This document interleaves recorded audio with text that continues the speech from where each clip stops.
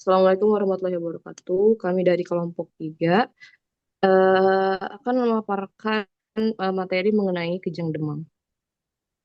Selanjutnya, untuk anggota kelompoknya sendiri ada saya sendiri Carolina, Dilva Aulia Putri, Fahriansyah Aditya, dan Firda Muzafiro. Definisinya sendiri, kejang demam merupakan bangkitan kejang yang terjadi pada anak berusia 6 bulan sampai 5 tahun yang timbul akibat kenaikan suhu tubuh, yaitu di atas 38 derajat Celcius yang disebabkan oleh proses ekstrakranial. Baik, selanjutnya prevalensi kita mengutip dari dua kutipan. Pertama dari menurut WHO dengan skala global di mana tahun 2019 lebih dari 18,5 juta dan lebih 155 ribu diantaranya meninggal dunia. Angka kejadian dan prevalensi kejang demam di Eropa pada tahun 2018 sebesar 2-5%. Di Asia, kejang demam lebih tinggi yaitu 8,5-9,9%. Pada tahun yang sama, kejadian kejang demam bervariasi seperti di Jepang 8,8, di Gua 14%, dan di India 5-10%. Kemudian keja- kejang demam di Indonesia pada tahun 2021 mencapai 3-5%, di mana 90% diantaranya disebabkan oleh infeksi saluran pernafasan. Pada tahun 2017, 18,5% anak mengalami kejang demam dan keadaan ini semakin meningkat. Pada tahun 2018, kejadian kejang demam sebesar 22,2%, sekitar 25-50% anak-anak dengan kejang demam berulang kali mengalami kejang demam.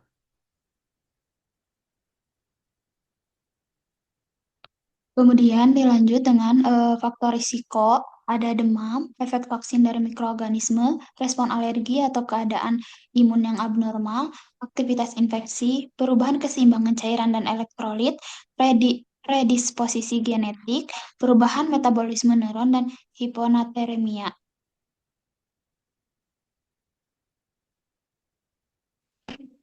Selanjutnya ada etiologi, yaitu peningkatan suhu tubuh, infeksi virus seperti virus influenza, roseola, atau adenovirus yang sering menyebabkan demam tinggi yang memicu kejang demam. Lalu ada keracunan alkohol, teofilin, kokain, ada tumor otak, dan juga pendarahan intrakranial, yaitu perdarahan dalam otak yang bisa menyebabkan tekanan intrakranial meningkat dan memicu kejang.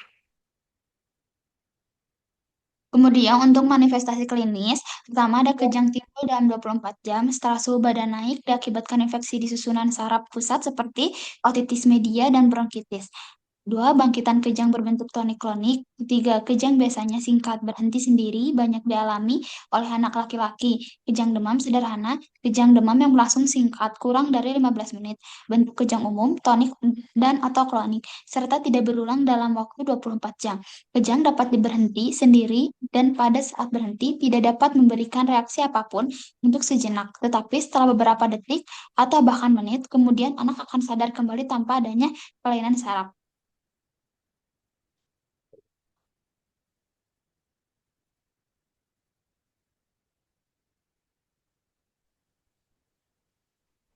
Selanjutnya ada klasifikasi kejang demam, yaitu ada kejang demam sederhana dan juga kompleks. Untuk kejang demam sederhana ini berlangsung singkat, yaitu kurang dari 15 menit, tonik-klonik, dan terjadi kurang dari 24 jam tanpa gambaran vokal dan pulih dengan spontan. Lalu untuk kejang demam kompleks biasanya menunjukkan gambaran kejang vokal atau parsial satu sisi atau kejang umum yang didahului kejang parsial. Durasinya ini lebih dari 15 menit dan berulang atau lebih dari satu kali kejang selama 24 jam.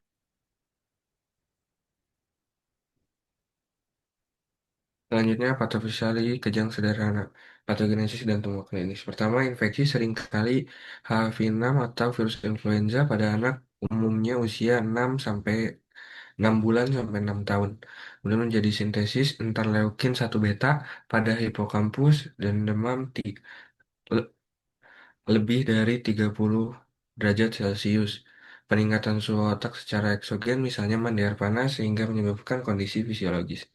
Kemudian mutasi subunit reseptor GABA, mutasi subunit kanal natrium, peningkatan produksi mediator demam, interleukin 1 beta menjadikan kerentanan familial atau genetik sporadik terhadap peningkatan suhu. Peningkatan kemudian di antara kedua itu menyebabkan peningkatan suhu mempengaruhi kanal-kanal ion, kenaikan glutamat dan atau keturunan GABA, eksibilitas naik dan sinkronasi aktivitas. Kemudian fungsi lumbal perlu dipertimbangkan untuk menyingkirkan infeksi serius seperti meningitis. Kejang sederhana dibagi menjadi dua, aktivitas tonik klonik umum tunggal tanpa tanda-tanda vokal yang berlangsung kurang dari 15 menit ataupun menjadi EEG dan MRI diobati. MRI biasanya tidak diindikasikan. Kemudian kejang demam kompleks, etiologi yang mendasari berbeda. Kejang demam sederhana, tanda-tanda vokal selama kejang yaitu ada deviasi mata, kepala menoleh, dan sebagainya. Berlangsung lebih dari 15 menit, status epilepticus febrile.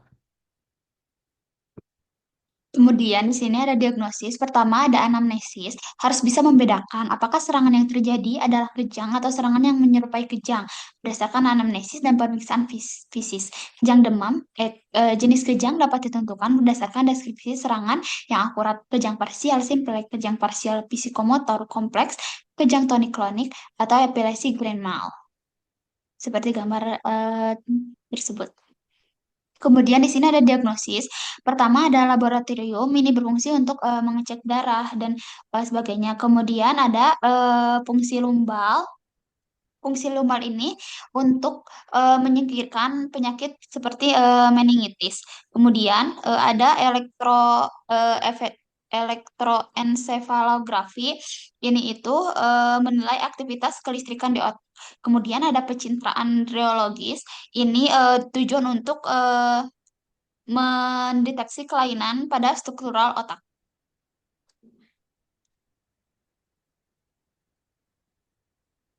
Selanjutnya ada algoritma terapi dari kejang demam. Untuk yang pertama itu, sebelum dibawa ke rumah sakit atau pre-hospital, itu pertolongan pertamanya diberikan diazepam 5-10 mg per rektal, maksimal 2 kali jarak 5 menit.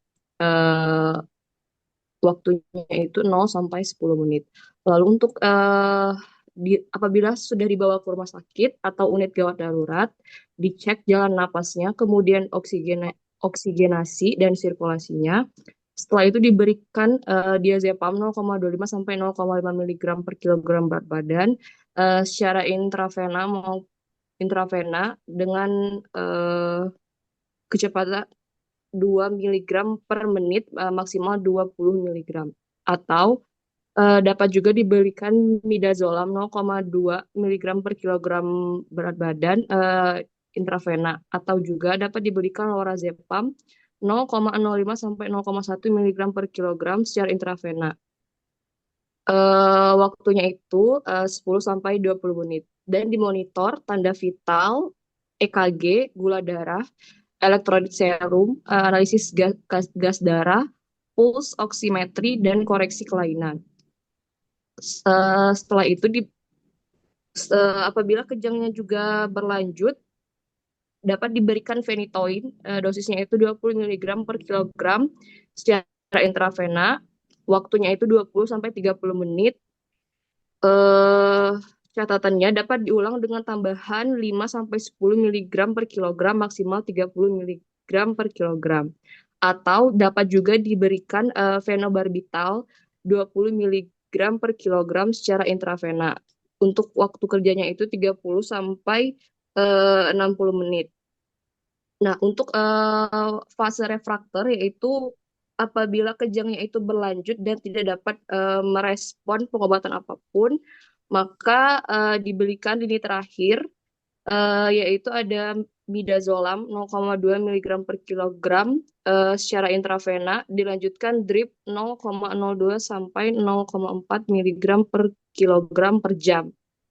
Atau pentotal tiopental 5 sampai 8 mg per kilogram secara intravena, atau juga dapat diberikan propofol 3 sampai 5 mg per kilogram intravena drip. Next.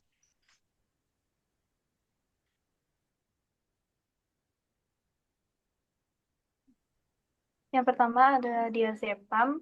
Mekanisme kerjanya yaitu mengikat reseptor benzodiazepin stereospesifik pada neuron asam gamma aminobutyric atau GABA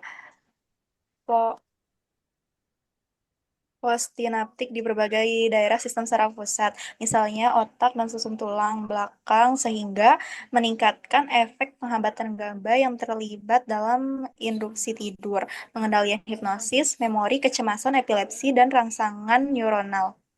Untuk dosisnya itu pada anak pertolongan awal saat kejang demam yaitu diberikan diazepam rektal 0,5 sampai 0,75 mg per kilogram berat badan. Untuk bebek kurang dari 12 kg, 5 mg, kalau di atas 12 kg itu 10 mg. Dan jika kejang berlanjut meskipun telah diberi diazepam rektal, maka diberikan diazepam secara intravenal 0,2 sampai 0,5 mg per kilogram berat badan diberikan dengan kecepatan 2 mg per menit. Untuk interaksi obatnya itu efek aditif dengan barbiturat dan obat sedatif lain. Untuk efek sampingnya seperti mengantuk, kelemahan otot, amnesia, nyeri kepala, dan juga hipotensi. Untuk kontraindikasinya, depresi pernapasan, gangguan hati berat, miastenia gravis, insusistensi pulmoner akut, kondisi fobia dan obsesi, psikosis kronik, glaukoma sudut sempit akut, dan serangan asma akut.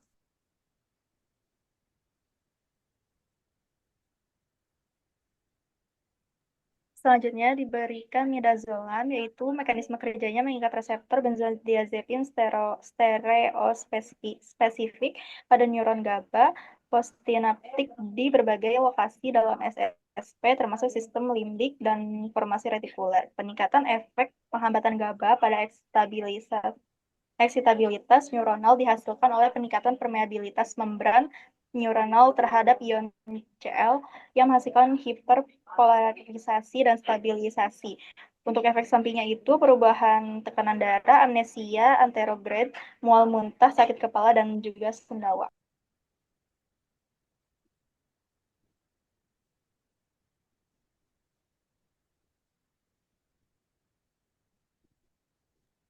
Next.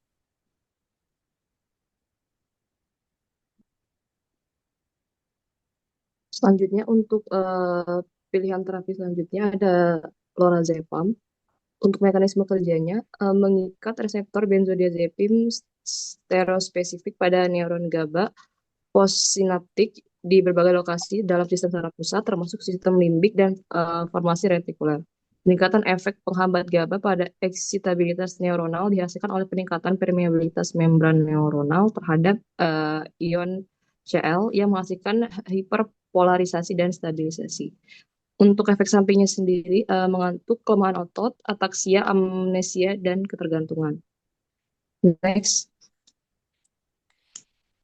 Kemudian,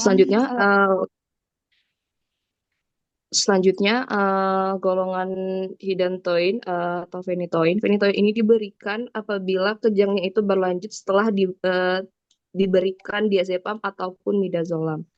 Untuk mekanismenya, uh, menstabilkan membran neuronal dan mengurangi aktivitas kejang dengan meningkatkan aliran keluar atau mengurangi aliran masuk ion Na melintasi membran sel di korteks motorik serta pembentukan impuls saraf.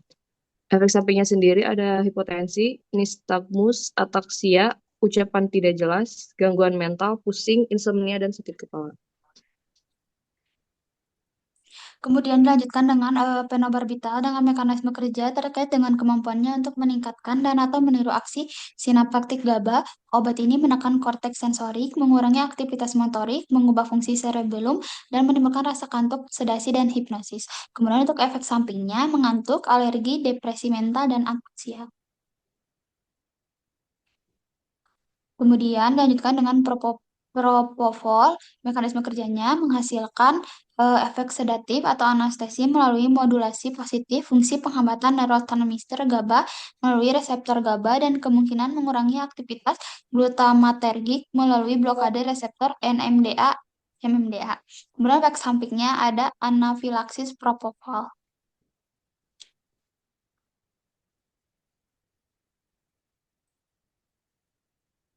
Selanjutnya Golongan anestesi intravena tiopental.